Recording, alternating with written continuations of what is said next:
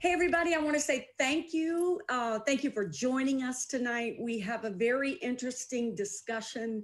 It was almost a year ago that COVID-19 turned our world upside down. I believe that our last church service was the first or maybe the second Sunday in March. Man, it's been a long time since I've seen y'all. But our as the whole virus began to unfold and so many things, so many issues were there surrounding this virus, we felt it was best for us at this point to just keep everybody tucked away, home, safe, and knowing that at some point there would be a vaccine that would come. And I am happy tonight to say that there is a vaccine. I have a wonderful team that has assembled with me tonight. And let me just say, number one, my goal is not at all to try to convince you to take this vaccine, but my goal is to help inform you. And I've got some wonderful people that are here tonight that are joining me. I am very grateful to have Pastor Travis Simons and Pastor Chris Baker and Pastor Joseph Anthony, who are all a part of the Potter's House of North Dallas. I am also excited tonight to have these two wonderful ladies right here with us. Jenny Phillips, she is with us tonight. She has served as a nurse for over 20 years. She is currently working as a nurse practitioner, part-time, and a clinical nurse leader full-time. She's with the Texas Health Presbyterian Hospital in Dallas. She's been on the front lines through this entire pandemic, and she's with us tonight. Also grateful to have Tanisha Ellis with us tonight.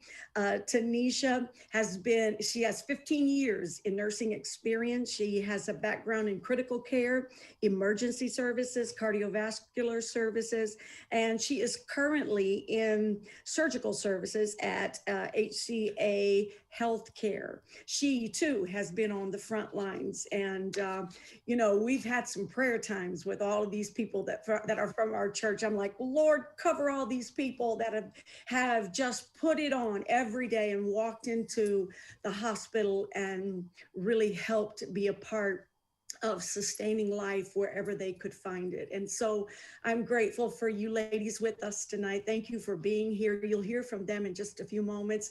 I'm also excited tonight because we are blessed to have Dr. Robert Drummond with us tonight. What an awesome man. I've been following him on social media. I've kind of been stalking him on social media, actually. I love listening to him talk and the way that he has a way of just connecting with people through this pandemic. He can take like just the most complicated thing and break it down so that those that really want to understand can understand. And Dr. Drummond, he's attended Morehouse College in Atlanta. He graduating with a BS in biology. He attended the Johns Hopkins University School of Medicine in Baltimore, where he received both his MD and a PhD in cellular and molecular medicine. Dr. Drummond finalized his training with a postdoctoral research fellowship in hematology at UCLA, hematology. And he is now this I was shocked to read, but he's a former captain in the California U.S. Army National Guard. He currently, right now, is both the lead physician and the director of laboratories at the Montebello Urgent Care Center with Optum. And I am so excited to have you with us, Dr. Drummond. I want to just ask you tonight just to feel free and talk to us. We have an incredible audience that's viewing us tonight. And I think that a lot of people are concerned. We've been concerned about the COVID-19 whole situation. And now we have a lot of people who are concerned about this vaccine. They want their freedom back. They want to be able to get back to work, worship, school, all of those things, but they're concerned about the vaccine. And so thank you again for being here with us tonight. And will you just talk to us maybe and help us dispel some of the myths that might be associated with this vaccine? Okay. Well, thank you so much. First, I want to just say thank you for having me. It's a pleasure to be here. Pleasure to be able to try to shed a little bit of light and during these potentially at times dark times. So the first thing I like to tell everyone when it comes to the vaccine is there are multiple vaccines, right? There are over 24 vaccines in development at different stages throughout the world. I believe the last that I checked as of last month, there were about 52 vaccines in development. So here in America, the major vaccines that you're going to hear about, right? So let's start with the two that are available, Moderna and Pfizer. Those are the ones that I think most of the individuals were a little afraid of because they're new. They're new technology. They use what we call modified synthetic mRNA, which is basically if the body and humans, our natural building block for our genome that tells every cell what to do, tells every protein how to function. For us, our natural genome is DNA. For this virus, it's RNA. Now that RNA is just a genetic code, Ds, As, Ts, Cs, but basically it's a long strip. So what these scientists have done is taken that long strip, taken a small piece of it that codes for one protein that's on the outside of the virus. So that small strip, it basically, they take it, they put it inside of a bunch of lipids, which are basically like fats. They deliver it to the body.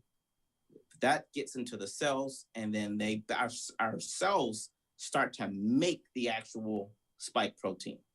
And when it does that, it goes, and our body's like, wait a second, that's not something that I normally make. I'm going to make antibodies towards that because I don't think that needs to be here. So this technology is using our own bodies to make the protein, and then our antibodies will basically, we make antibodies towards that protein, this foreign protein. So it's new technology, but it has been in development for 30 years, going all the way back to 1990, Dr. Carrico. And it's actually a phenomenal story of a Hungarian-born scientist that worked here in the USA that spent over a decade trying to perfect this, to the point where she got demoted in her job. She was almost fired from her job because she believed in this idea of being able to take this RNA and introduce it to cells and tell the cell what to do.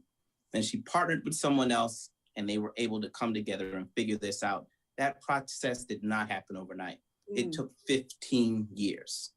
So that's the first thing I really try to make sure I get everyone to understand.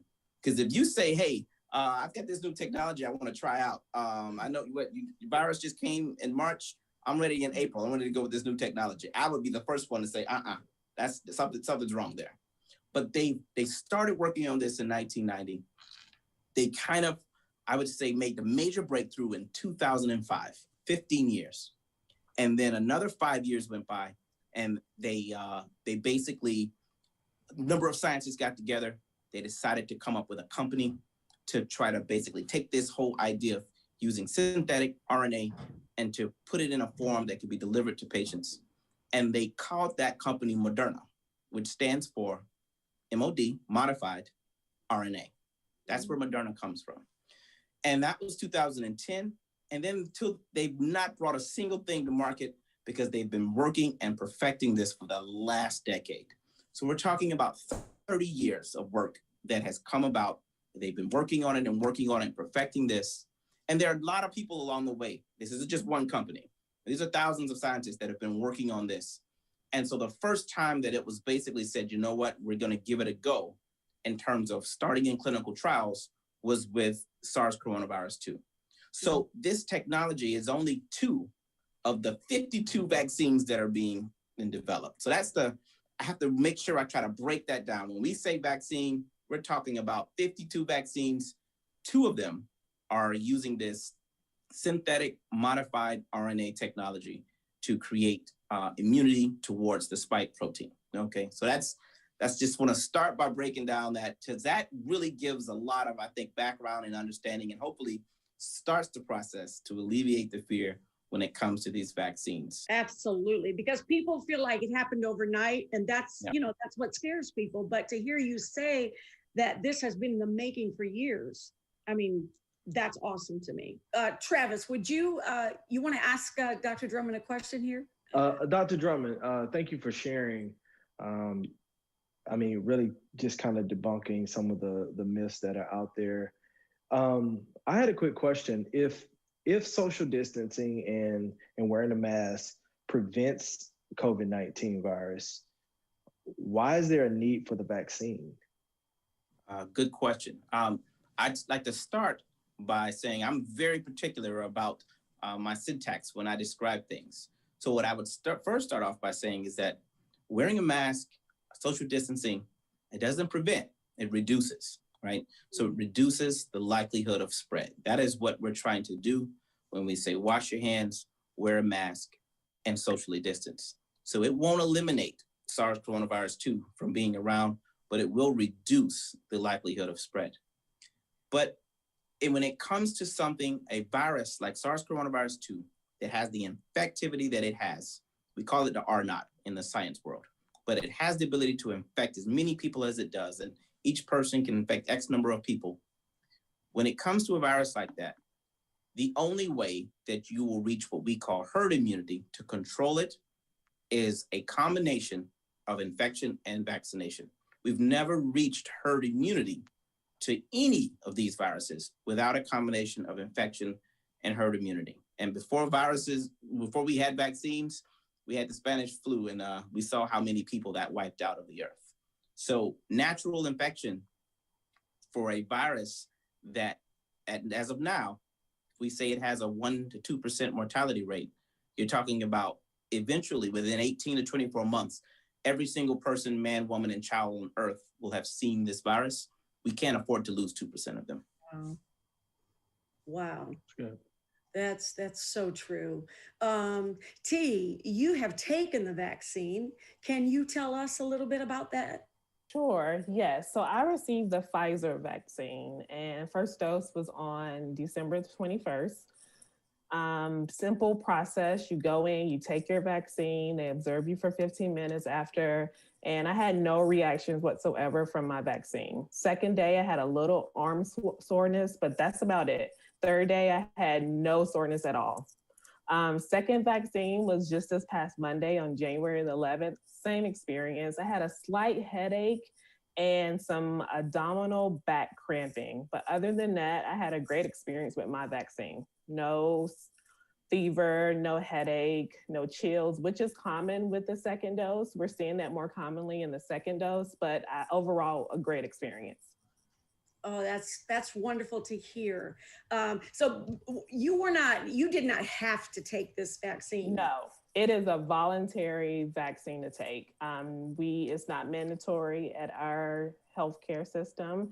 And we are seeing that some of the nurses are a little hesitant to take it. But we are seeing now that other nurses are coming back now saying they do want it. Other physicians are changing their mind.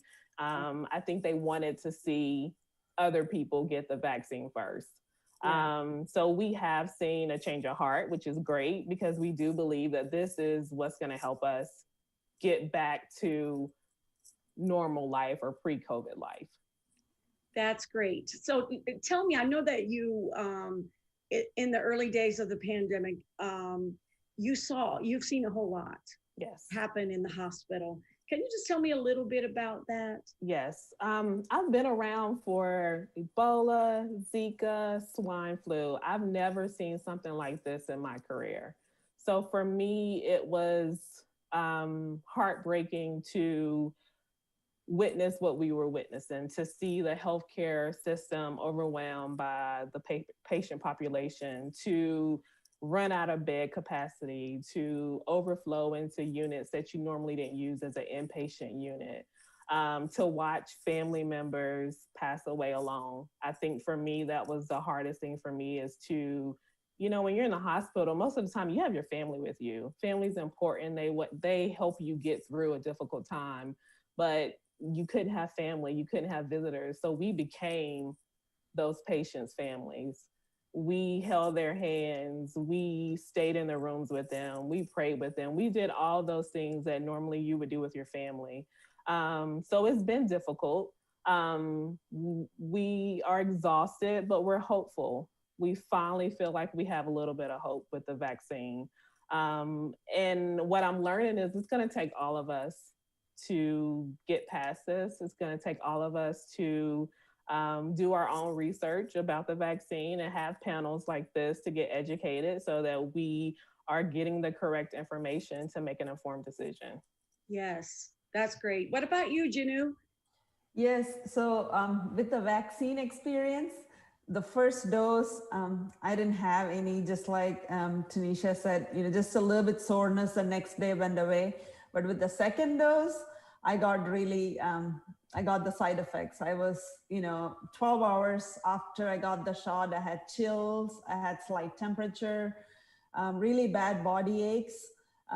So I've been just taking Tylenol, Motrin around the clock. And so it lasted about 20 hours and then it went away. And then the next morning I was back to normal, like nothing happened. So wow. Yeah, so it was, I got a little scared. I was like, am I really, because I felt it, but it went back to normal and I'm really glad.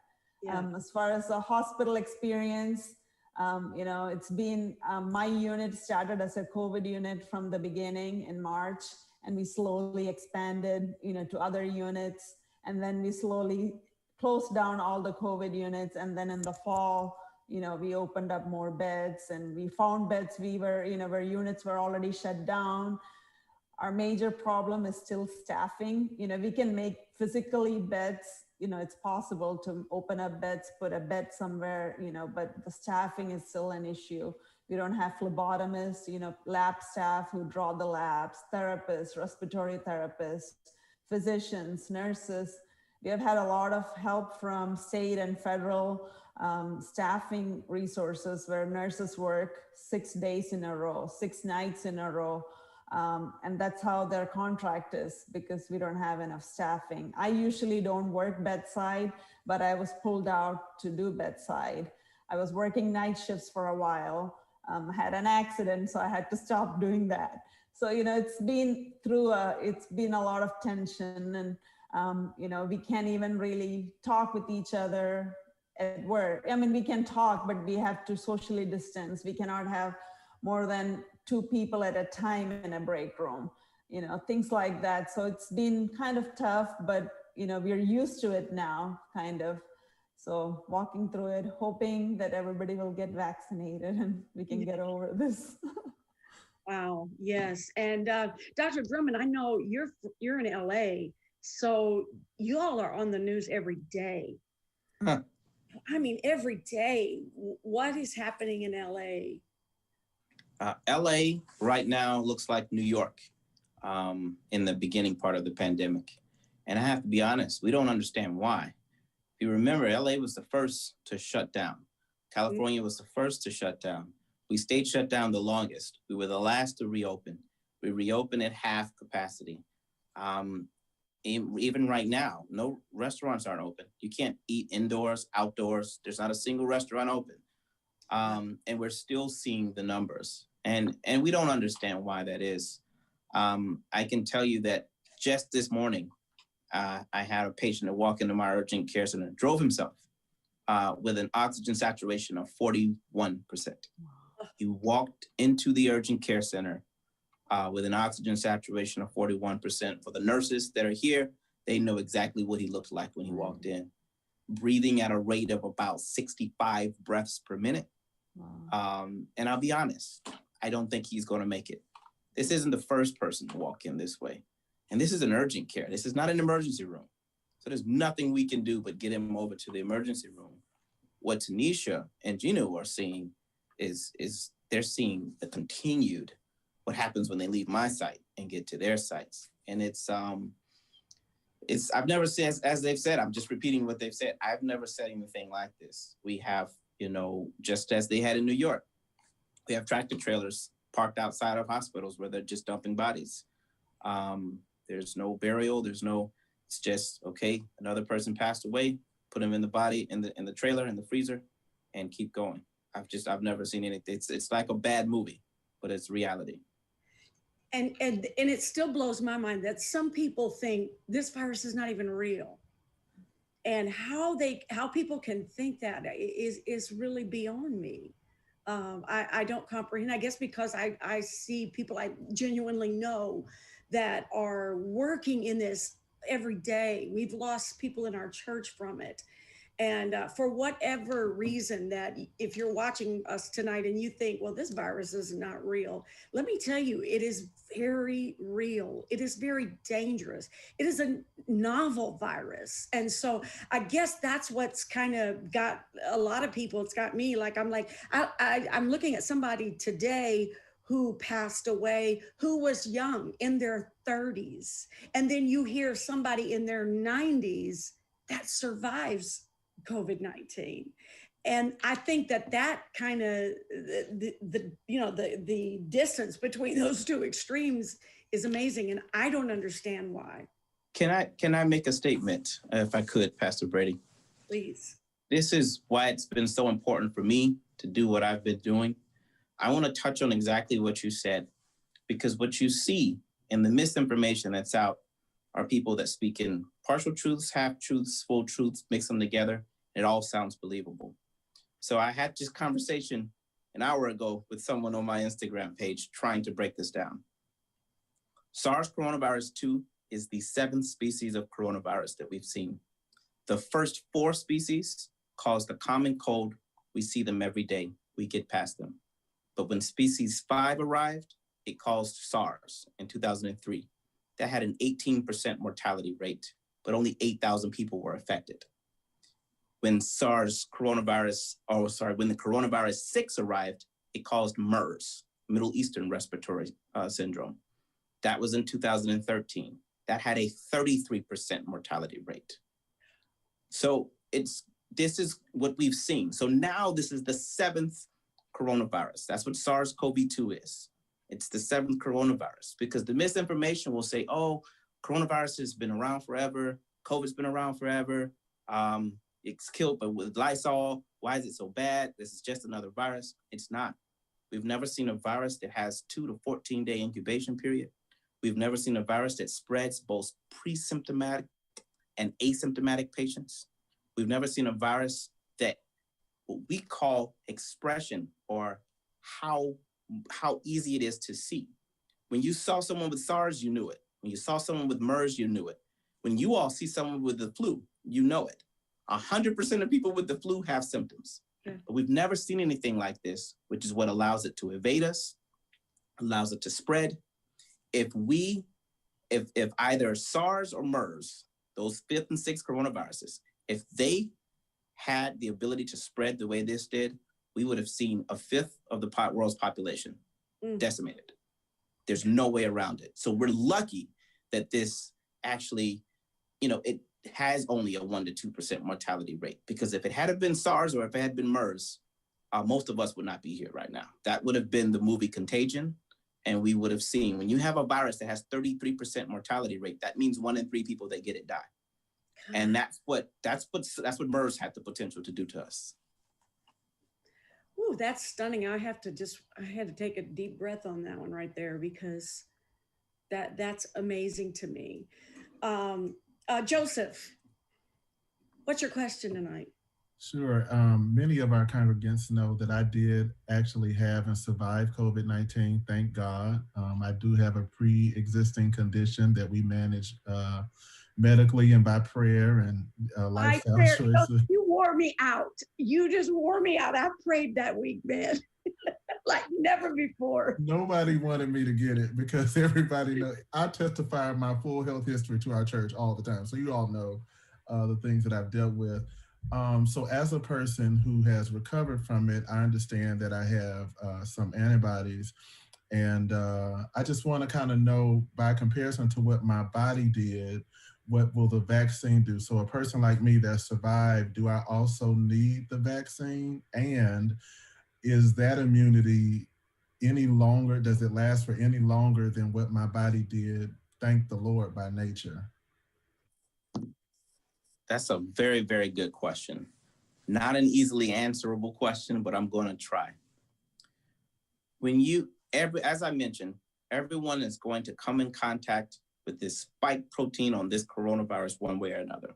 either through vaccine or natural infection.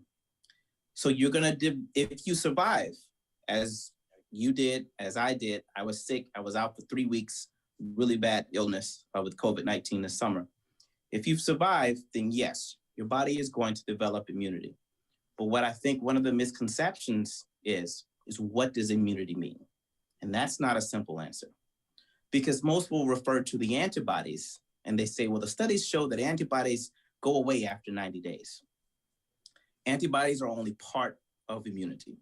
B cells and T cells are other parts of the immunity that are as important or more important because it's the B cells that make the antibodies, okay? And so what happens that if I could do a graph and say, okay, you get infected, your body makes one type of antibody, it drops down and it starts to make this other one. You're gonna hear it in the news called IgG antibody. That stays up, but then it starts to drop down. So what happens is that over time, that antibody that's circulating in your blood is like, all right, enemy's gone, we can kind of go away. But your body has what we call memory T cells and memory B cells. These are other cells. The only two cells I'm going to talk about, T and B. Well, they stick around. They don't go anywhere. And they just kind of hang out in the bloodstream and like, nah, you know what, antibody, you go take you relax. I'm going to hang out and I'm going to watch out and I'm going to hang out forever. I'm never going anywhere. And when it's time for me to die, I'm going to make another copy of myself and die. And then that version of me is going to hang out forever. So what happens is that even after the antibodies go away, when your body comes in contact with Sars Coronavirus 2 again, immediately it's going to have a reaction within the 12 to 24 hours. And an example of that is me. I had COVID-19 in July. 150 days later, I got shot one of my vaccine. And within 12 hours, I felt just like, I believe that was Jinu. Yeah. I felt just like her. It felt like the same day of having SARS-CoV-2 or having COVID-19. Headaches, fever to 101, body aches, muscle aches, chills. And I'm saying within 12 to 24 hours, I started to feel that. So what does that mean? Well, again, after 150 days, my antibody should have been gone, right? But my immune system was still there. It saw that protein, got it, and then within 24 hours, it was done.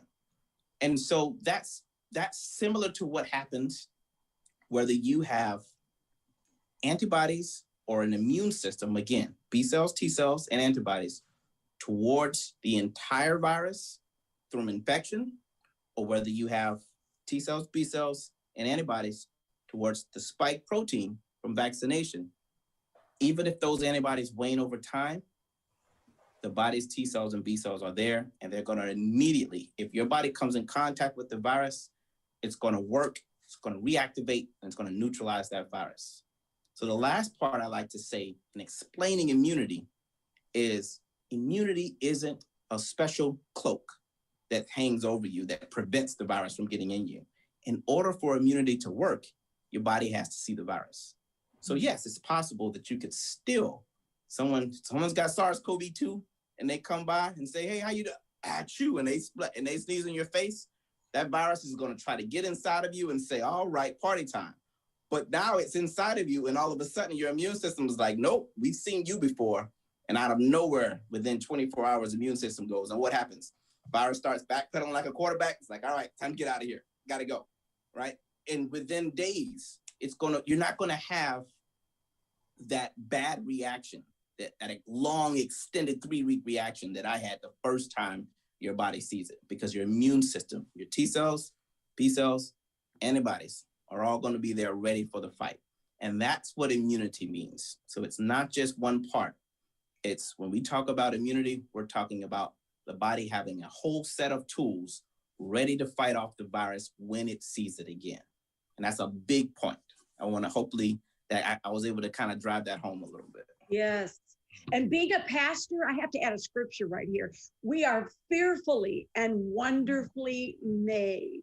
The way God made the human body, it is amazing. But let me ask you this.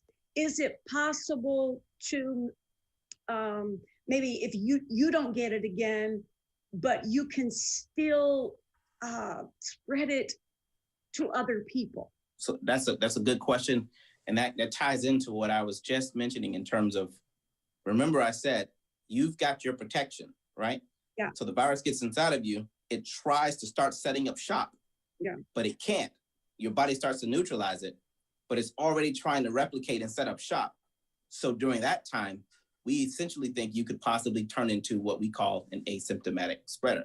And that's why we're still recommending, even if you get the vaccine, even if you had COVID-19, continue to wear your mask, continue to wash your hands, continue to socially distance, because this virus is so, we call it sticky, so infectious, and it wants to jump on something and start replicating quickly. And if, even though it might not be able to cause full disease in you and get inside, replicate, set up shop, because your body has the immunity to fight it off, you could possibly still spread it to others.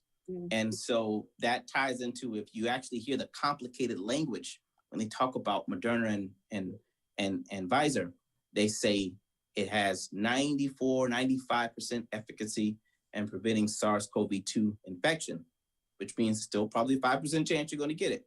But then they mention 100% efficacy in preventing severe COVID-19.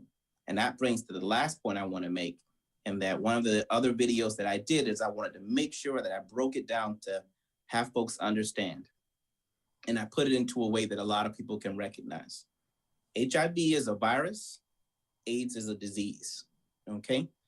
SARS-CoV-2 is a virus, COVID-19 is a disease. And so it's possible for you to have SARS-CoV-2 infection and not develop into full-blown severe COVID-19.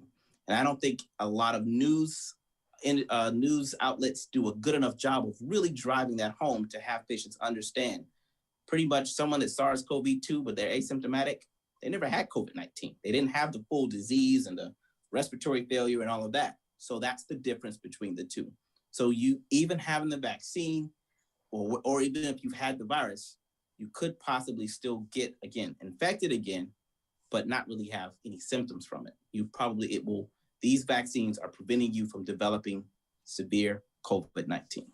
Wow. I love how you break it down, because you make it so plain. I feel like I'm a doctor now. I mean, I know I'm not, and I'm going to stay in my lane, but I'm telling you, I feel like I'm a doctor. Chris Baker, you got a question for us today? Yes, Dr. Brady. Yes, Dr. Buddy. Yeah. Okay. So I'm gonna go like in a different direction. As an African American, I hear a lot of people, a lot of my peers are saying, "Man, you know what? I'm skeptical about this. I don't know. I don't trust the government. I don't know what they're putting in this stuff. I'm gonna let this first, round pass, and I'm gonna see, if somebody's gonna grow an extra toe or something like that." I'm just being real. Just the conversation that people are saying. I wanted to see if you can kind of speak to that skepticism, because it is real. People are like, I just don't trust it. I don't know. Even though we're seeing the facts and we're seeing the data and we are seeing that people are dying as a result of this disease. What can you say to that, Doctor? I like to first acknowledge that skepticism is very real. It's understood. And I'll be totally honest, it's partially deserved, right? Some of the things that our medical community have done to people of color in America, not just talking about things like the Tuskegee experiment, which lasted for 40 years, sanctioned by the government from 1932 to 1972. I mean, that's appalling enough, right? And yes, there were a lot of changes that went into place that will try to basically prevent that from ever happening again. But I can go back to a study from 2016 that showed that medical students and residents, as recent as 2016, have severe misconceptions about African Americans, our pain tolerance, things like we have different nerve endings in our skin that make us not need pain medication as much. This is real. This is a published study that was in the Proceedings for the National Academy of Sciences, the University of Virginia. It may have been embarrassing to them, but it was an eye-opener to the fact that there are levels of, we call it, you don't want to say necessarily racism, but there are bias and prejudice that exist in the minds of healthcare workers that affect people of color. So that's just giving credence and validation to the fears that people have. What I What I then try to say, specifically if we're talking about to the African American population, is I try to explain the why behind why are we dying at a higher rate if we're just talking about SARS-CoV-2 and COVID-19. Well, we can start with the fact that individuals of darker skin are severely vitamin D deficient. So vitamin D, and I did a whole video on this, is probably the most important vitamin for our body to fight off an infection, specifically a viral infection. Those T cells and B cells that I mentioned, when they're normal and they're resting, they don't have vitamin D receptors. As soon as they get activated, the cell starts making vitamin D receptors, looking for vitamin D, because it needs vitamin D in order to function normally. So because of darker skin, we don't use the sunlight as well to convert vitamin D2 to vitamin D3, a usable form. So if all of us on here right now were to take a look at our vitamin D and we're not on vitamin D supplements, most of us are probably vitamin D deficient. Darker skin individuals are going to be even more vitamin D deficient. But part of that is because why? We're indoors, it's the winter, not in the sun, so you're listening there. So that's important. And I'm not just harping on vitamin D just to do it. That's important to understand, because when we looked at COVID-19, we saw that individuals that were vitamin D deficient had 4 times the mortality of COVID-19 compared to those that had normal, adequate levels of vitamin D. Well, when you look at the African American population, we have 2.7 times the mortality of Caucasians. There's a correlation there. Of all the correlations, you can look at everything else, you can look at obesity, you can look at everything, and they do have some correlations, but this vitamin D is so important. So I start off by telling all individuals, but definitely the Black community, I want you taking zinc, vitamin C, and vitamin D. I haven't promoted big pharma. I'm not telling you to go out and buy pharmaceuticals. I'm telling you to take natural minerals and vitamins that are going to give your body a fighting chance, whether or not you get the vaccine. That part is important. And I think that if we have more individuals to talk to patients about preventative health, instead of trying to push one thing or another, education and preventative health can do a long way to building trust in the Black community to say, you know what, that sounds like something that makes sense. And I think that's what I've really tried to push my mission to do over the last 6 to 9 months is educate, educate, educate. That's so great. We're gonna wrap up here in just a moment, but Travis, you got one final question for us? Well, my question kind of shifted a little bit just because of what you just shared, and I think we should probably, in our pastor's word, own the moment and take in this moment. Where do we, in your estimation, where do you see us going with this coronavirus? Do you see the coronavirus, the SARS, morphing into something else? Where do you see the virus, our prevention? Where do you see us as a nation? Where do you see us in the world? And that may be a broad spectrum, but where do you see us going as it relates to the vaccine and this virus? It's a really good question. I'll try to be succinct. My wife always tells me, you talk too much. You need to shorten it up. So I'll try to be succinct. Very good question for this reason. So let's say if we're talking about where do we see us going with SARS-CoV-2 and with COVID-19? Luckily for us, as a family, the coronaviruses themselves, they don't mutate crazily the way something like HIV or even influenza does. The reason we need a flu vaccine, a different flu vaccine every year, is because on the surface of the influenza virus, they've got these 2 proteins, hemagglutinin, neuraminidase. But there's like 16 versions of hemagglutinin and 23 versions of neuraminidase, and they all go and swap from pig to bird. And so every year, the flu version that we see is completely different from the last one. That's a normal process, antigenic shift, antigenic drift that happens. Coronaviruses don't do that. Slow mutations, slow. But more importantly, this spike protein that you keep hearing about, that's a protein on the outside of the coronavirus that binds to our ACE2 receptors. That's how it gets into our cells. It has to maintain a certain look and shape, even if all of its mutation, because if the virus mutates and the spike protein doesn't bind to ACE2, the virus is going to die. So that's going to be preserved. And that's why we built these vaccines towards the spike protein. Because when your body sees that spike protein, it's not just breaking it up and making one antibody. It's chopping that protein up into thousands and thousands of pieces, and each individual piece gets a separate special antibody. So your body's making thousands of different types of antibodies to the different portions and broken up pieces of that spike protein. So even if there's a mutation here, there, 2 mutations, 3 mutations, 5, 6, those mutations aren't going to be enough to overcome the thousands of different antibodies to different parts of that spike protein. So you're still going to get some of them that are going to function and neutralize that.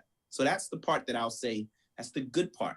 That's the design that went into, that's why we've been studying this, because again, coronavirus has been around for a long time. Studying these and understanding coronaviruses themselves gave us a heads up in terms of how to focus making these vaccines. Yeah. That's the good part. The sad part is what we've talked about and what I've talked about earlier are the mortality. What we didn't talk about is something else we call morbidity. That is how people get sick and the long-lasting problems. Because for me and my son, we have this competition on who can stay under the water longer when we're in the pool, right? There was a time when I couldn't beat him when I had SARS-CoV-2 infection, when I had COVID-19, even after I recovered past the quarantine time. I couldn't beat him. He was lasting longer than me. That's how bad my lungs were. Right now, my lungs still aren't the same. I probably have permanent fibrosis in my lungs because I had such a difficult time battling COVID-19. I'm fortunate because there are people that have lost their sense of taste and smell forever, and it may never come back. Those of us that had COVID-19 and we lost it for 2 weeks, that's nothing compared to 9 months. I've got at least 20 patients right now that I take care of that have no sense of taste and smell. So now you start dealing with the depression, the weight loss, the malnutrition that comes just from not having taste and smell because nothing you eat or taste smells good anymore. That's just that one comorbidity. Then you've got the problems with kidneys, the problems with liver, neurological disease.